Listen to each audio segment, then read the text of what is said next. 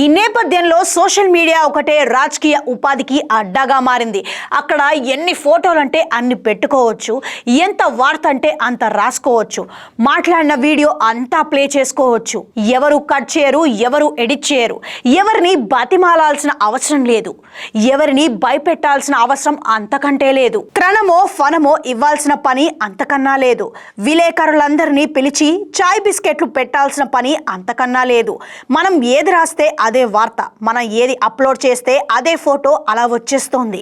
ఈ రోజున 140 కోట్ల మంది భారతీయుల్లో 100 కోట్ల మంది చేతుల్లో మొబైల్ ఫోన్లు ఉన్నాయని టెలికాం ఆపరేటర్లు చెబుతున్నారు. అంటే జియో, ఎయిర్టెల్ లాంటి సంస్థలు తెలిపాయి. ఈ లెక్కను చూస్తే 2029 ఎన్నికలను సోషల్ మీడియా శాసిస్తుందని చెప్పడంతో ఎటువంటి సందేహం లేదు. ఎమ్మెల్యేలు, మాజీ ఎమ్మెల్యేలు, ఎంపీలు, మాజీ ఎంపీలు ఇంకా కొత్త రాజకీయాల్లోకి రావాలని అనుకుంటున్న అందరూ కూడా సోషల్ మీడియా ప్లాట్ఫామ్లను స్ట్రాంగ్గా చేసుకుంటే గానీ ఫలితం కనిపించదు.